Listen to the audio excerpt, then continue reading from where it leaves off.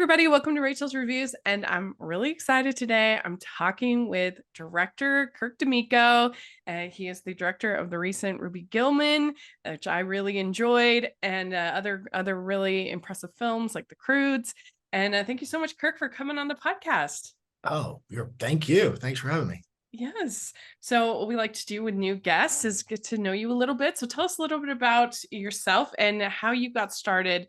What inspired you to go into filmmaking and become a director?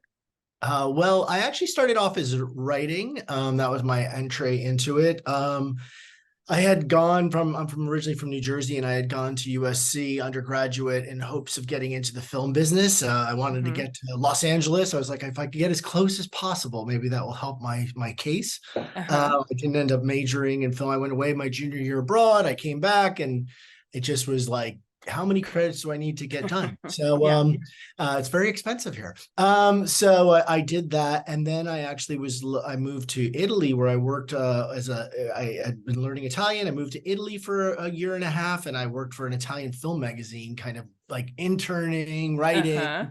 And that was, again, it was all about like, how do I get as close as possible to anybody, right? I mean, that was the goal. And it's interesting because, sorry. No, oh, sorry. I was just gonna say, so did you grow up watching, a lot of films? Were films really important to you? So what got you that drive to get out there?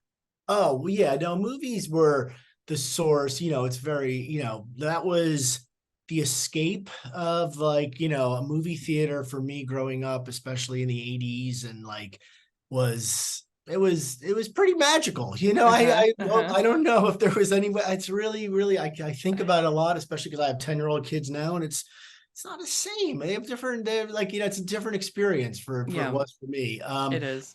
Yeah, right. I mean, that seems to be, we all can understand that. I think it's that it was at one point this, I mean, I hate this. It's like all of a sudden it's like Cinema Paradiso and stuff, but I do have these sort of nostalgic moments. And yeah, there's movies that, we're seeing that kind of social thing happening, which is wonderful. But like, for me, it was, just getting together with friends. That's how you could get together, because you had a destination and somebody's mom would drop you off and you were allowed to go in. And there was something about it that, was very special. And and I also feel like those were the days where I really, maybe this is where, I was working in the past 10 years on Croods, on Vivo, and then on Ruby. Like, I fell in love with original movies and original stories. I love showing up and like being completely blown away.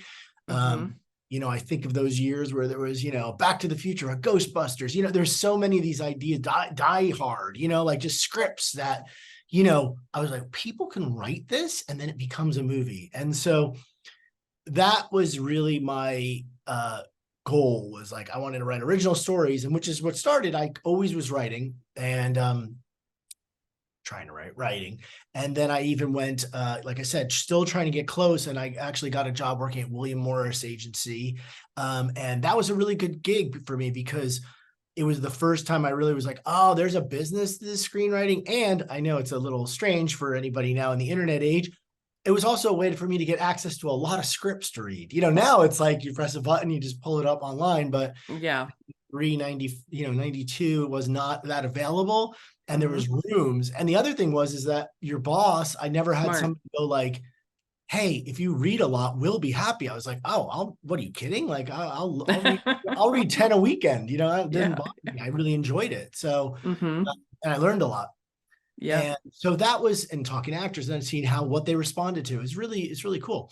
And so that became the thing, was to write a script. I was writing, and that was the time when people were selling spec screenplays, and that's what I ended up doing. I sold a spec screenplay.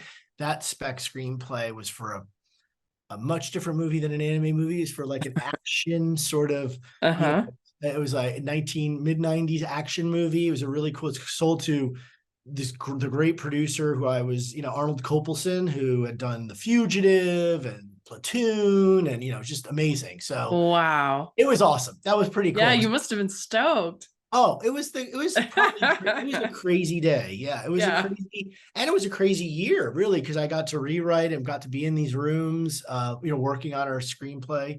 And but it also was a little bit of an education, because where I learned very Sure. quickly, the education was, I had seen from before, I was like, oh, you buy it and you spend all this money, you're going to make it, right? And then I got in about 6 months, I'm like, wow, there's like a lot of these screenplays behind his desk. And they're like, oh yeah, he has about 80 to 100 of these. I was like, what? Like, yeah, he has 80 to 100 active projects. In those days, that's what they did. And it was pretty interesting because it was explained to me that he would want those projects, and because you never knew what big star you'd have lunch with. And basically, if a star said anything that they were interested in, he had a script for them. So if they Right. like, I love horses. What do you think about the Pony Express? I love the Pony Express. Well, here's a script. I'll send it to you this afternoon. Like, there was just stuff. And that's how those guys, Mm-hmm. made Mm-hmm. movies come alive in the days when only a big name attached to an idea Mm. was how movies got made, which is different from now. Yeah. Well, one of the biggest differences I think you're talking about with it being a kid and going to the movies, and one of the biggest differences I think now compared to back then, way back then, was that there's just so much content now that it, I feel like, I mean, we had years in the 80s where there was one mainstream animated film, Yeah, one or two, if we're like, and now there's 30, I know. 30 on a just mainstream, not even digging into anime and like other deeper cuts. And so I feel like we're something like, I don't know, like Oliver and Company, not the greatest Yeah, movie, but like it was the release. You enjoyed it. It was the Disney movie that year, and I feel like it's just different now. You can have we have a year where Moana and Zootopia come out the same year. It's like it's yeah. just harder for it to be as special. Yeah, well, this is you're talking, yeah. I have seen that, like, I've really seen it up close and personal, because the first time I was writing, just to give you a little anecdote about how fast that happened, because it's true when you say like way back, that's the 80s, but even just 10 years ago, that's the Yeah. crazy part. Like, I feel sometimes it's like I'm Austin Powers. Like, I'm like, whoa, what? I made 3 movies and the whole world changed. But like, I remember what happened for me was I was writing what would become the Croods at DreamWorks. I was writing, first I got the job, I was writing with John Cleese, and we were writing it for an Aardman movie. This was 2003 to 2005. Uh-huh. Aardman separates from DreamWorks, and the movie kind of goes fallow. And then I went off and I was working on, I had sold an idea, a script. I had sold a script, um, which became Space Chimps, to a producer named John Williams.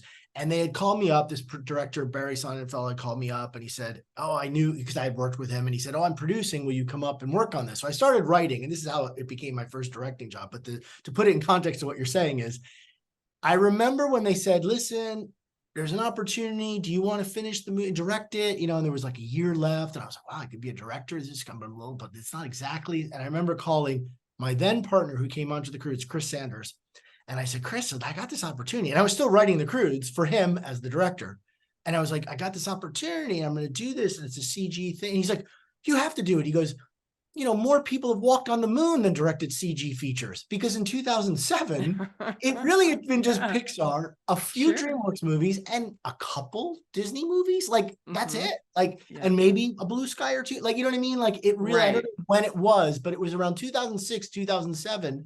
We forget, like, everyone was still transitioning out of 2D, 3D, into CG. And it wasn't nearly, like you're saying, even for the Oliver companies, but even like in the beginning 15 years ago, there wasn't 30, as you're mentioning. There was Mm-hmm. 4 or 5 or 6, you know what I Yeah. mean? Most Yeah. of high quality, good, produced, good, the best art you could get on the screen at the time. But there Yeah. wasn't. Now you say 30, maybe there's 50 though. I mean, Yeah. it really There's feels, which is a testament to how amazing the artists are and how fast the technology's grown, because everything, mm-hmm. lots of stuff looks pretty awesome, which is cool, I think, for storytellers. But at Yeah. the same time, to your point, what do you find? Where do you find it? Yeah. I used to have every year I would try to watch all of the animated films that are submitted to the Academy Yeah. for Best Animated Feature. And it used to be I don't know, like 14, 15 films, because for a while they couldn't even make the enough. I don't know what the cutoff is for Yeah. the No, for 5 25 or versus 20. 3. Yeah. Yeah, and so it used to be they'd only have 3 nominees because they wouldn't have that many submitted.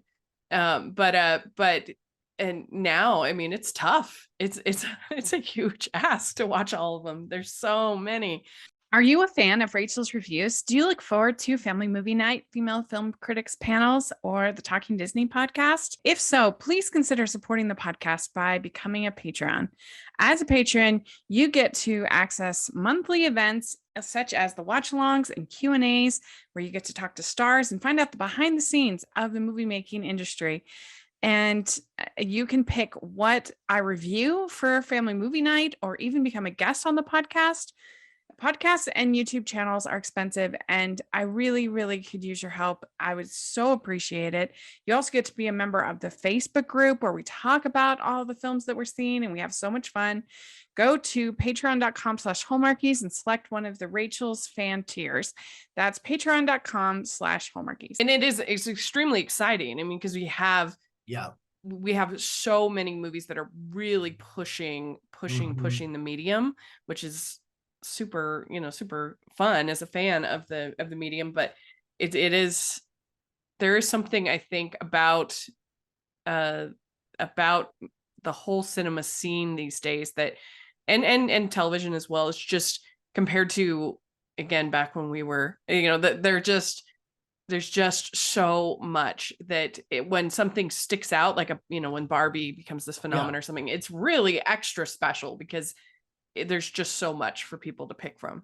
Yeah, totally agreed. And it's not even that, and that's just talking about narrative, because like I have 10-year-old twins, and honestly, the amount that the love that their first and secondary love would be video games and YouTube. I mean, it is so, which are two pieces of entertainment that, look, I liked playing Atari, but I wasn't going to stay there for a year. You know what I mean? But like, it's like, but like, and it wasn't true. So, it's like there's certain things, even in college, like playing, platform like Fortnite and stuff like that. Like, if now it's a life, it's an identity, it's a life style, it's like, so I think that's a little bit of the where that competition. The only positive side, though, is of this whole like digital thing, I think, where things are, is that before, if your movie didn't hit 10 years ago, 12 years ago, when Blockbuster, before the Netflix, before they started putting things digitally, even when they were just sending the DVDs, if your movie didn't hit, Blockbuster didn't carry it. DVDs didn't get bought. You know what I mean? And now it's like the digital thing means that movies can be enjoyed. I watch movies and I'm like, what is it? And then I really enjoy it. I find it. You know what I mean? Yeah. I have to look it up. So there's something to that discovery. If you're into it, I feel like it's like nice that things have a life and that they can be enjoyed for a much longer tail. And you're seeing it with music too. Sometimes a song is becoming a hit, and then it was released a few years ago, but something happened. It was on a show, like my kids. Like Kate Bush. Stranger Things. Yeah, for sure. It's phenomenal. My kids are like, I love this. You love this song? Like that's but, and it was so fresh. And so I think that's cool. Was animation something you were always interested in, or did it kind of find you by chance? I loved it as a kid. I loved watching it. But here's the difference was, when I was growing up and even when I was in college, Disney was the only game in town, pretty much. Big Disney. Well, they had such a run in the 90s. I mean, 80s and 90s and even before, right? And the DreamWorks was just starting. But the thing was, the truth was, those movies, as I understood, and I still believe it, was and if you look at those films, they are written by the storyboard artists. They're written, you know what I mean? Like the screenwriter wasn't, it was a studio movie, right? So it's true. When they asked me, I was at Warner Brothers, and they're like, "Oh, do you want to work on an animated movie?" I'm like, "I love animated movies, but I don't draw. Like, I don't story." They're like, "Oh, you don't have to." I'm like, "What?" Like, and Toy Story, there were screenwriters on, so they started changing that. Jeffrey at Disney in those years started bringing in screenwriters to kind of, and look, now there's so many of them getting made. But before that, I was like, I don't draw. Like, what do you mean? Like, it wasn't a part of the, and it's not like anyone was growing up like going like, we're selling spec Snow Whites to animation, and that didn't Yeah. happen. Like, they decided to explore a milieu or to explore a story, and they did. Yeah. Well, and the Disney Renaissance was so musical based Right. that really that was, I think, probably the priority. And then the story kind of worked around the songs. Yeah, yeah, definitely. And the story came from, a lot of it was written by the artist, and then maybe they'd have a Mhm. screenwriter, but it still was a very small market that you didn't feel Sure. like, well, how would you, it wasn't like, I'm like, you're not Alan Menken or, Steve Schwartz. So it's like, where are Hmm. you gonna write? Hmm. Yeah, that's interesting. So Yeah. And so you say your first project was working on something for Aardman when they were no, I with know my DreamWorks? first animated project was I was a writer through this Warner Brothers situation. I was a writer. I was the last writer and of a Quest for Camelot, which came out in 1998. Oh, And so yeah. I started working on that, and that was a really cool experience. And that's what made me fall in love with animation production, to be honest. Uh-huh. I love the movies, but I loved all of a sudden as a writer, because in the movie thing, I was doing live action stuff, but the movie thing was very solitary. And then I got a couple jobs, and then you would kind of deal with the actor and the director, but you kind of, were Yeah. whatever. And it was fun. And look, it was cool, but when I got into the animation thing, I was like, oh my gosh, I get to hang out in these rooms with these storyboard artists. And then they invite me into editorial, and I'm still working. And so I Yeah. fell in love with the story teams, the story Yeah. rooms, and editorial, because that's where I was like, we're making story. Like, oh, we Yeah. get to do this. Whereas the live action experience I had, they weren't saying like, oh, and by the way, the movies I worked on or something, Warner Brothers rewriting action movies. They were like, oh, Richard Donner really wants your opinion in the editorial room. No, he doesn't. It's like, Right. just Yeah. write. You get you're one of 50 writers. You get a week and you do some stuff, or you know what I mean. It's like it's not Yeah. you weren't part of it. So that was really exciting to Well, me. And these that, animated films take so long, yeah, so they really have a process like no other. yeah, it is a Yeah. pro, and I mean, I guess the nice thing is it's all story. It's story, which is, Yeah. that's where it really comes from. Yeah. That's why I have so much respect for story artists and story teams. And so yeah, that's kind of how I fell into that, and falling in love with those two departments then led, I was just around it for many, many years, Yeah. being in recordings, Uh-huh. editorial, and story. That was pretty Yeah. much 10 years of work. Cool. Yeah. So for the Croods, how did that end up happening? How did you get Yeah, did you end up that was writing for that that? was a really cool gig, because what happened was I had written a version of a Roald Dahl book called The Twits with John Cleese for Disney. We went Mm. in, we got partnered through a producer friend, and we just hit it off, and we wrote this version that never got made, because of changes of leadership many times over. But because we had that script, DreamWorks had read it, and they said, oh, would you guys like to do something here? And John was keen to try. He had been done voices, and he's like, I like writing with you, and if you want to do this, let's try. And they had a few projects, and there was this one project they had, which was just a one pager, like about cavemen, that was created, at DreamWorks. Which was like, and was going to be involved Aardman in some way. And I was like, oh, this could be right for us. And at that time, John has, as he still does, has a very healthy fear of technology, for the right reasons. So anyway, so he just he took to that part of it, like, what would it be like for a guy who's pushing back on, somebody who's telling him, I've got all the ways to make the world better, and what does that really mean? So that's how that Hmm. started. Okay. Yeah. Like every project, they have many twists and turns. So Yeah. Did you write the father character with Nicolas Cage in mind, or did that yes, kind we of? definitely did. Yeah. I did most Okay. of that with Chris Sanders. Chris and I, that was the version that we really did. And Chris and I were both huge fans of Nick. Hmm. So we always did. And it was a bit of a sell, because I know Jeffrey had never cast him in anything. And then he was just something perfectly. He thought, okay, you guys are right. This sounds great.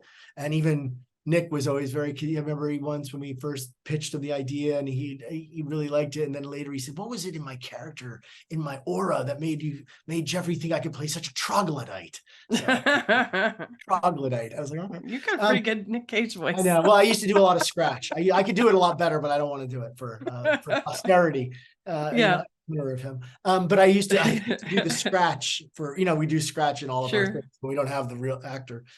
So yeah, so no, it was wonderful. Yeah, we wrote it because he was so uniquely perfect for a Yeah. guy who has his heart in the right place, but has the weight of the world on his shoulders, Hmm. like almost everything, which I love. Yeah. One of my favorite parts of the Croods is in the creature designs Oh for yeah. these prehistoric, these imaginary face creatures. So I was curious, did they just say to the animators, like, just design, go for it, Yeah, that was a big step. I really feel like that. I remember that happened probably, I think that had a lot. I remember Jeffrey being a big push of that. Like he always was, push the animation, push the world, right? And Mhm. like we've seen the dinosaurs, we've seen like you guys are kind of like go, have fun with it. And our character designers, I think it was like Takao Noguchi on that one with the who brought the animals first and kind of mashing them up. And so this sort of mashup idea started happening. And then we started realizing, like, it was our head of animation, James Baxter, was like, well, you guys, you can't put like a bird and a fish together. Like he's got to like Yeah, physiologically some make sense. Yeah, sense. You know what I mean? So sure. not to get too silly and would not there'd be no, no semblance, but it really did help us, I think, because it made the world extremely special, unique, but also it gave us the freedom to sort of be like, okay, this is a big metaphor, everyone. It's not like we're not trying to teach prehistory here. We understand. Mhm. So I think that was kind of it was a really great choice. So then you had Vivo, Yeah. and so this got all caught up in the pandemic and everything, and with not only the release but just even with making it, I believe. Yes. Yeah, and so how did that whole project come about, and what was that like experience like? Yeah, that's another one. I mean, like for people who are like, watching and thinking like it's like these things take, as you say, they take a long time. They take a long time when they're actually being made in production. But like Crude started in 2003, came out in 2013. We weren't working for 10 years solids, but the road it takes. Sure. And Vivo, similarly, Lynn had sold that as an idea, or he had been brought on and been working on that at DreamWorks prior to even going at Sony. So he was Mm-hmm. working on that in 2009, 2010, and before all of his Disney stuff. And, he had written all these songs. There were some songs and there was a script by a writer named Peter Barsacchini, who has story credit on the film. And it was, really a lovely film. It was really cool. It had all this stuff. And then it got put in turnaround after the corporate buyout of DreamWorks. Got picked up by Sony Animation by Christine Belson. And I had just started working at Sony. And there was this project and I was like, I'm really interested in it. It's cool. I can help, meet. And then all of a sudden I met with Lynn and he was just like, oh, are you going to want to direct it? And I hadn't really, it was like, okay, wow, who could say no? Like it was a and it was a really cool process because I learned so much from him, but also it was really fun because, as you know, when you're talking about animation, the lead character usually comes in 4, 5, 6, 7, 8 times over the course of many years. Mm-hmm. They know the movie, but I'm not saying they're that knowledgeable. They've done like 5 Right. things in Yeah. between. They've had other lives. The thing with this one was the first time I worked on a movie where the lead happened to be a writer who is also the executive producer and knew this character, better than Yeah. I did, which was Yeah. really fun because the recording sessions and the working sessions would sometimes, Lynn would it would start be just like we're recording scenes and it would turn into a songwriting session, which was really fun, really cool because it's a rare opportunity that somebody who's doing the acting knows, and also Mm-hmm. is, is I the didn't right. realize that he was so involved in the story and the like the I mean obviously I knew he wrote the music, but Yeah. I didn't realize that he was so involved in the story. Yeah, yeah, it was like I say, I mean, he had been working on it for a very long time and he came back to it and he invested, it was really it was amazing to see, like that kind of commitment and his you know, I think this like the definitely like maybe the start of it was started at Dreamers, but he was part of it from those songs, and when you're writing that many songs, you're telling the story. So it was really, really Yeah. cool. And I got to work with his partner, Kiara Hudes, who did In the Heights with, so that was and Alex Lacamoire, who did the music for Hamilton in the Heights. So I was very lucky because that triangle of artists was already like, a great team.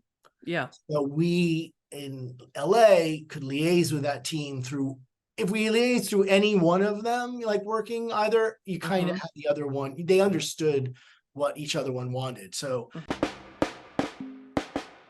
today's episode of the podcast is sponsored by W Rated, the podcast where we willingly watch the world's worst rated movies. Join me, Daisy, and me, Claire, as we break down the IMDb Bottom 100, choosing a different film from the list every episode. We take a deep dive into the plot, production, release, and reviews, usually with a special guest, to uncover if these films are truly as bad as everyone says they are. You can find us on Spotify, Apple, Good Pods, and anywhere else you find your podcasts.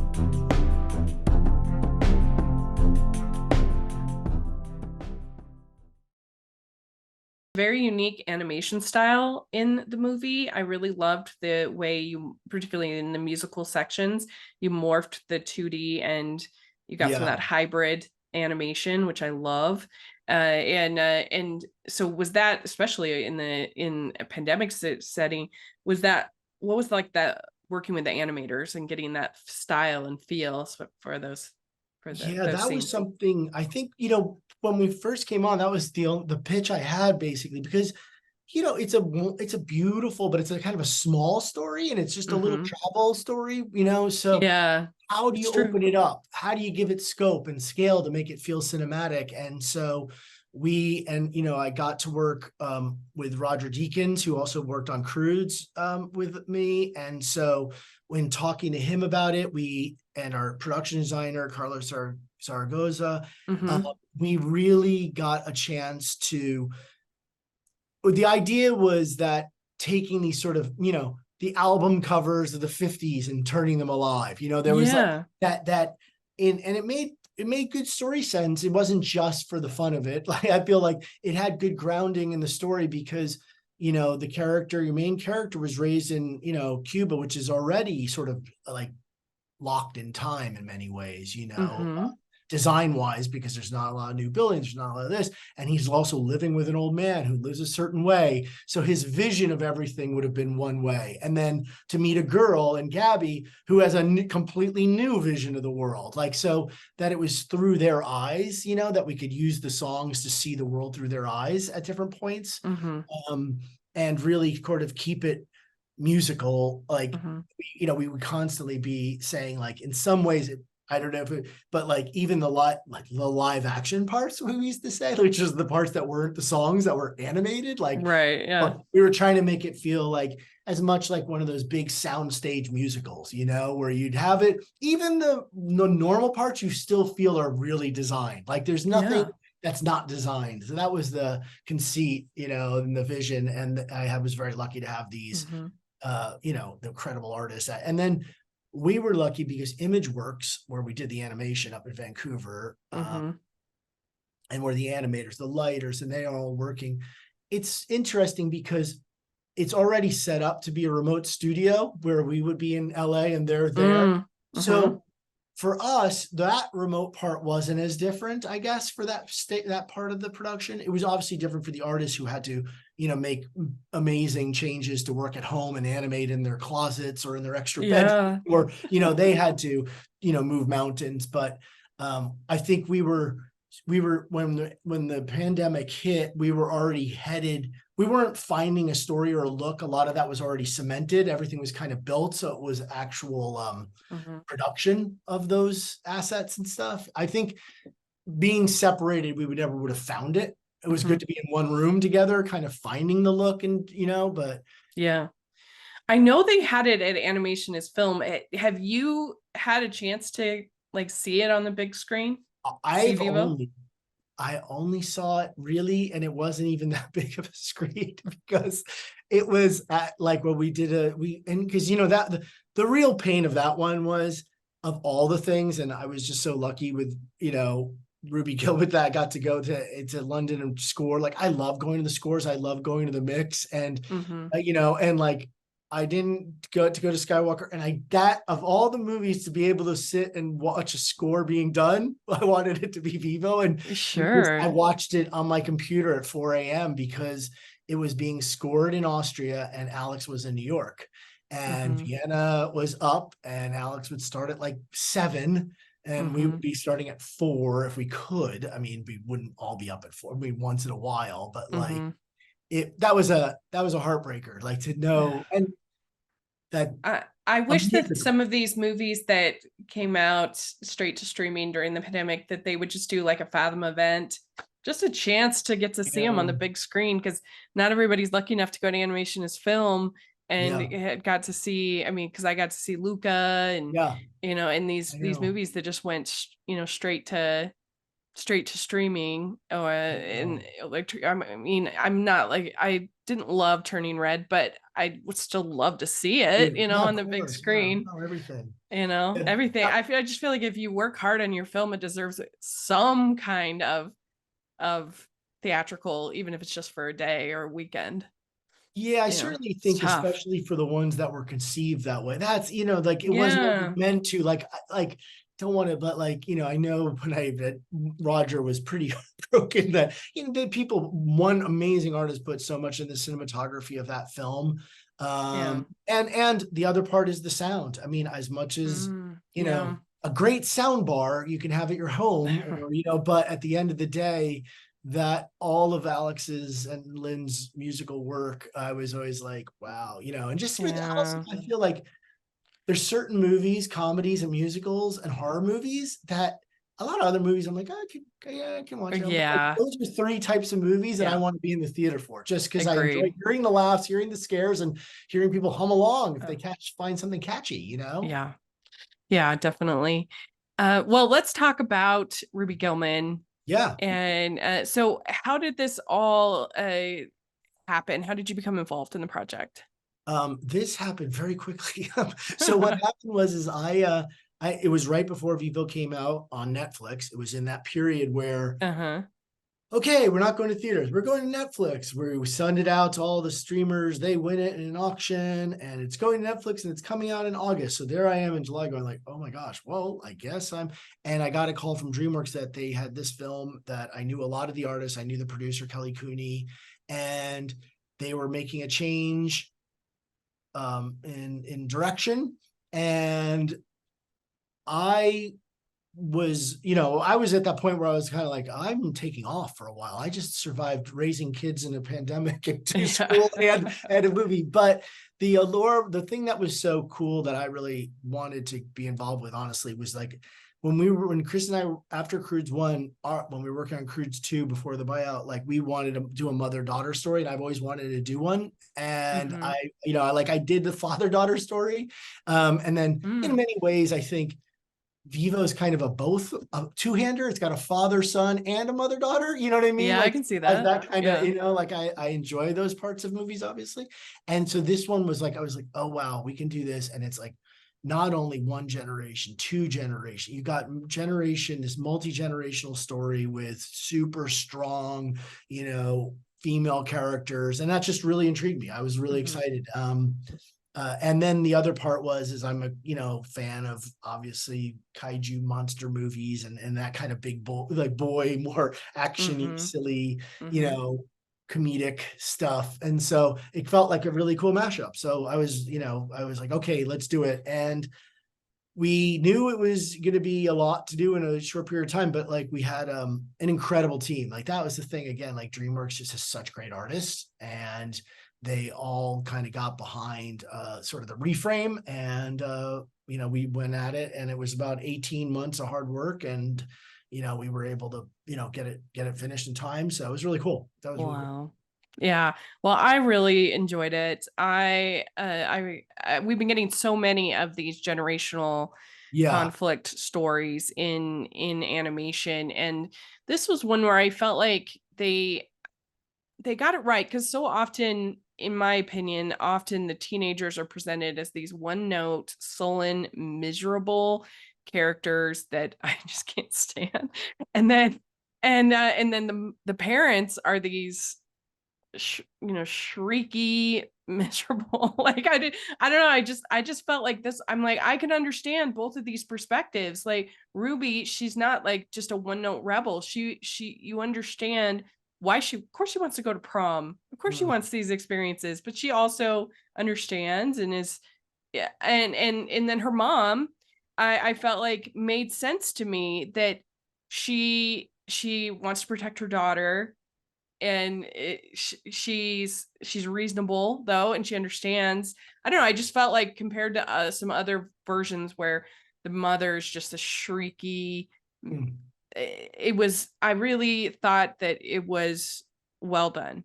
No, thanks. That's awesome. Yeah. We were, look, that it was super interesting, like to go through, even when we were going through the junket thing, like I really felt that there was something very special about that mother-daughter relationship because of what you're saying. And one moment, which I know, and I, like, you're like, oh, what is it about these things that, but like, there's that moment around the lighthouse. And I do believe like where mom just shows up and she's just present. Like, to me, that's such a good parenting thing. Like something I have to remind myself all the time, but like, I think the opportunity and like hats off, like Toni Collette was able to balance that. Again, it's like kind of the Nick thing in a way, like that you can balance somebody that has their heart is in the right place. They are making mistakes, right? Yeah.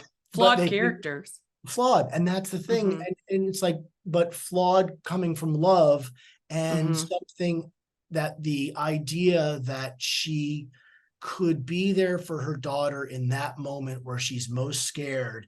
And I always thought like that was so cool because the way Toni plays it, you feel how angry she is, but at the same time, when she has to really reassure her daughter that she's there, it's, and she's amazing. Like she would be the first of like what way she would work is, and sadly, because of this, we did a couple of those ones. It was during that other lockdown afterwards. We did a lot of them. So it was like, we had to do them remote, and that and we didn't actually do it in person, but she would like do the takes. And then she would be always, I think almost invariably be like, and number 3 was the best. Like, and almost invariably we'd be like, yep, you're right. The third take was the best. Like she knew exactly where she spotted it or where she placed it. Yeah, I think that mother-daughter relationship, that was what I wanted. That's why I wanted to be a part of the film. Yeah. So really happy that I really enjoyed it. And so how did you work with the animators and coming up with the whole visual aesthetic for both above the water and under the water? Yeah, so in fact, Carlos Bertolos, who is our head of animation, and there's a lot of great animators on that show, there was a certain amount of that was already set before I got there, because as I said, I came in, as you know how long these take, I came in pretty late. And the look above ground was pretty set with our production designer, Pierre-Olivier Vincent, through Carlos, through our animation. The aesthetic was there. The below the water, that was the area that we expanded. Aaron Pearl, my co-director, and I, and Kelly, that was the part in the version that came, we had a lot more growth of that world, the underwater world, and a lot more bringing grandmama up into the party, because before she didn't have as many scenes. So that part was a lot of fun. And I think that the really fast learning curve on that one from an animation perspective, as you learn something on every one of these, was the scale difference. We were just like, oh, and like storyboard artists, when they draw it, they would be like, oh, and here's Chelsea and a Ruby giant kraken swimming underwater, and they're about the same size, like, because you draw it so you actually could see their faces. And then we'd put the real models under the camera, and Chelsea would be like a pixel. And you're like, oh my gosh, she's so giant. So there's a lot of interesting things we had to do to like framing and that kind of stuff, and the speed in which they had to move. But the style and the part that I think that the animators, besides the fun comedy that they got out of the Gillman family and Brill and all their, all of that sort of movement and squash and stretch that was just inherent to those boneless characters that we had, was getting Ruby to feel like as balletic underwater. And so that being a Kraken wasn't a curse. It was actually something that was a power, and it was beautiful. And it was something that was aspirational. And at first she didn't see it like that. Yeah. And even on land, she couldn't be like that. And it would make sense because she'd been taught to fear it. Exactly. By her mother. Exactly. And she's not home on land, and that she's at home. So that was part of it, like really accepting who she was and accepting all of her.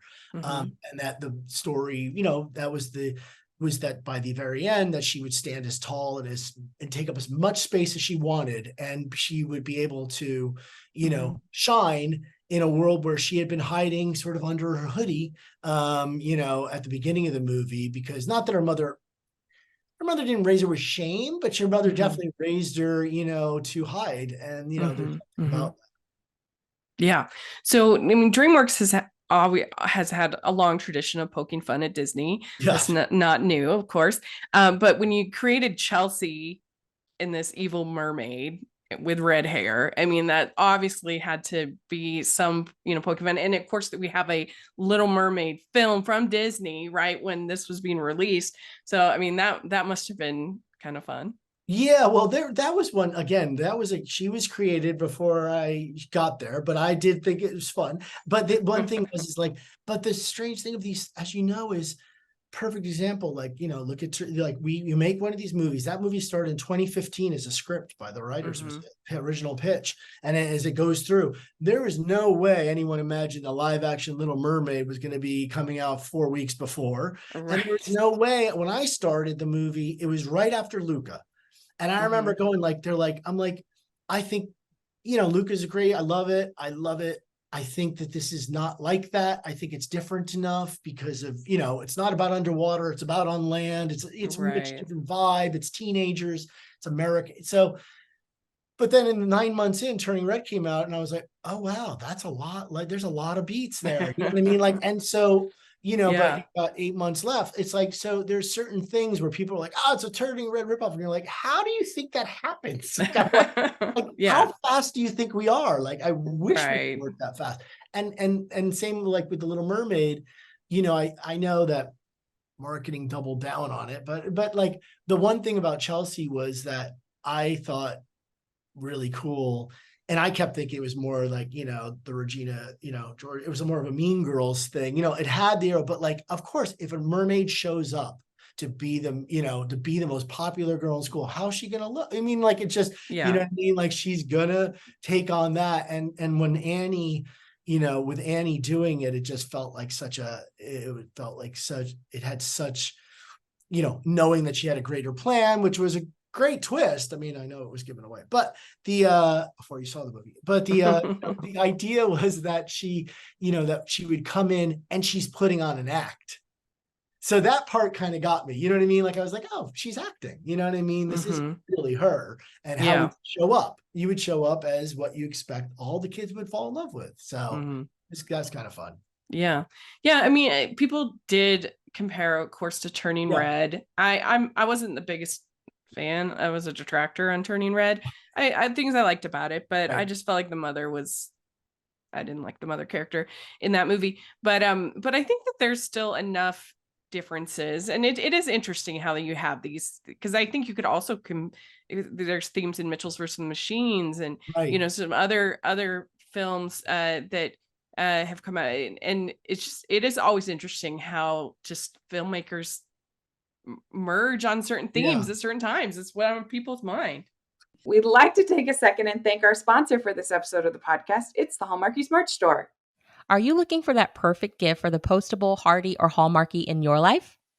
What about getting that t-shirt or hoodie that will help you stand out at your next holiday party? Now is the time to check out the Hallmarkies merch store. Full of festive designs by artists like Jessica Miller, Carrie from Hallmark Comics, and more. You can even have more than just shirts, but totes, cell phone cases, notebooks, mugs, and more. And it isn't just Hallmark. We have designs for Anna Green Gables, Man from Snowy River, The Nanny, and more. Every purchase at the merch store goes to help support the podcast and allows us to make the great content you know and love. There are frequent sales, so go to tpublic.com/stores/hallmarkies or see the link in the description. That's tpublic.com/stores/hallmarkies. I know the one thing I will say, and I'm not trying to be like, if I'm ever going to be like, I do find it interesting though, when it was coming up and they're like, oh my gosh, it's like a turning, like it's a girl. And I'm like, there's so few movies starring female characters of like in the lead role. Like nobody says that about superheroes where they're like, oh, there's another boy who becomes a vigilante. Yeah. They seem to have no problem when every boy has a tragic thing happens and he wants to become a vigilante. Like, you know what I mean? Like, Yeah. I don't know why, like, yeah, okay. So yeah, there's a girl, you know what I mean? There's certain things about like, I don't know what about animation makes everyone turn it into a compare factory. Yeah. You know what I mean? Like, it's like, Mhm. I watch a million mafia movies and I could tell you they're all the same. Like, you know, Right. it's Yeah. still like, I don't have a problem with it. It's like, it's a little, you know what I mean? It's like, Yeah. you know, because I'll watch it and I'll be like, you know, people are like, but it's the same. I'm like, no, this is the Boston Mafia, not the New York Mafia. This is, or it's like, no, this is about the Brooklyn. Like, it's just like, all you do is change locations. And, you know, it's like, oh, well, it's not the same. But like, for some reason, animation becomes the, you know, it's, Well, and I think you can take away something different from both from May's story and Turning Red and take something different away from Ruby's story here. And I liked the fact that the movie was kind of effortlessly diverse in the sense of the boyfriend character, the love interest character, I forget, that he just liked Ruby. It wasn't like I deserve bonus points because she looks different or anything like that. It was just like, of course I like her. She's great. Yeah. She's smart. You know, I agree. I really, that, I think a lot of that part was really well, and her friends too. It's not we have this great lesson of liking someone who's different. Like it was just, she's just cool. Yeah. No, I know. I always liked that about Connor. Like it was just like he's just into her, you know. It's like you know, it's like it's okay that happens. And she just doesn't believe it. Yeah. And so were you thinking of it as a real coming of age story?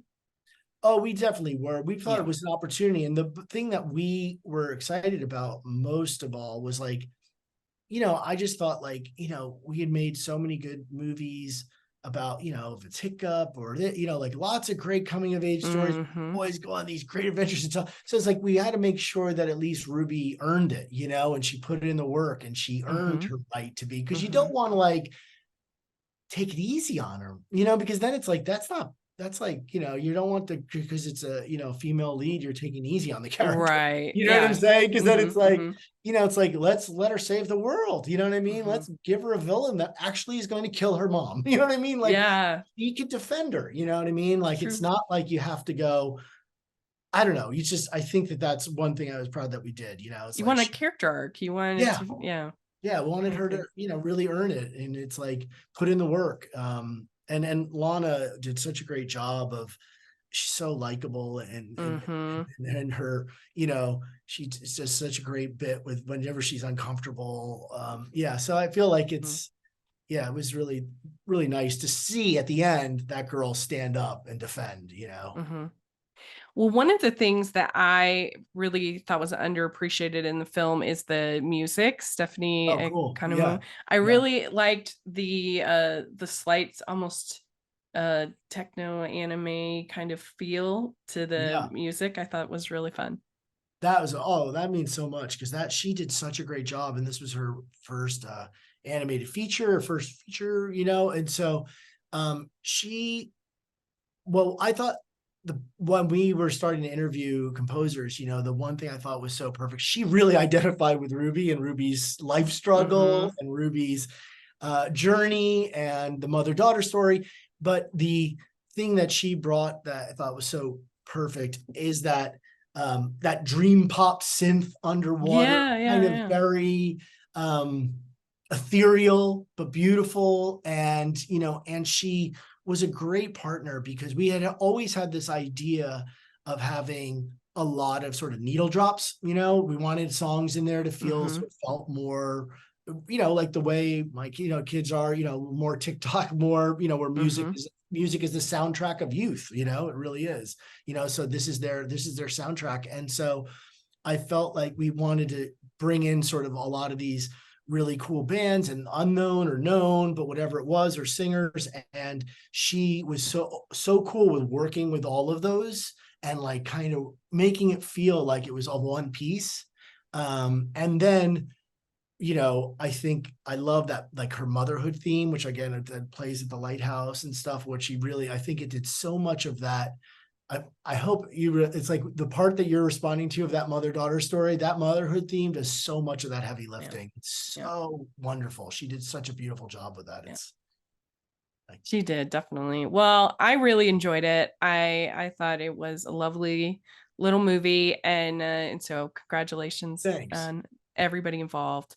And we like to end our interviews with some fun get to know you questions. So first question is, what is the best ice cream flavor? I'm a pistachio gelato guy. Okay, good. Pistachio gelato. What's your favorite color? Oh, my favorite color is red, but I'm always wearing blue because I don't wear red. Okay. What music are you into? That's a hard thing because I love all music. I am a music. I know it's a bad thing to say. You're supposed to say everything, but like right now I'm working on my Italian, so I'm listening to a lot of Italian music. But yeah. Oh, okay. Yeah. What is your go-to date night food? Oh, sushi. Okay, that's a good one. Yeah. All right. What is your go-to date night activity if you're going out and doing something? My wife and I, our go-to date night sushi is ordering in DoorDash sushi. That's what nice. We do. She's gonna kill me for that, but all right. Which do you like better, dogs or cats? Oh, I love cats, but I'm allergic, and we have dogs. Okay, good. Which do you like better, beaches or mountains? You're getting. I'll say mountains for my son, but I love it. Okay. He loves mountains. What's your favorite holiday to celebrate? Thanksgiving. Oh, nice. Okay. Last question. What is your favorite classic animated film? My favorite classic animated film? Yeah. Charlie Brown's Christmas. I love that answer, actually. I love it. I know. I'll be honest. Yeah, it's a perfect film. It's so, because I cover Christmas movies over on Hallmarky's podcast, my other podcast, and so yeah, I love that as well. Anime is like the meshing of animation and Christmas whenever that can happen is always a good thing in my book. And it's so and it's just like it's just I think it's also for me. It's because as a kid, as you grow up, when those would come on, it was a signal of happiness. It was joy. I would wait and wait. Yeah. Well, and Charlie Brown's just such an honest character. He's so refreshing. He just, yeah. Well, very good. You did it. You answered all the questions. All right. I did all right. Well, thank you so much for coming on. And I don't know if you have social media or anything like that you want to share. I do. Yeah. Let me know. If you want to, through that Instagram, just send me I'll put a link or. Okay. Yeah. I'll put a link to your Instagram in the description. And thanks again for taking the time to talk with us. This was a lot of fun. Okay. Yeah. Okay. Bye. All right. I'd like to thank Kirk for coming on the podcast. This was a lot of fun to get to talk with him and hear all of his experiences in his career. This was great. I loved it. I hope you all did too. Please put your thoughts and comments in the comment section or on Twitter. I would love to hear what you think. And please like this video if you're watching on YouTube. Please, if you are listening on iTunes, please leave your ratings and reviews. That really helps a lot. The Patreon group, that is the best way you can support. And also we have the merch store, #Animation Junkie shirts. So check that out. And thanks again to Kirk. It was great. And we'll talk to y'all later.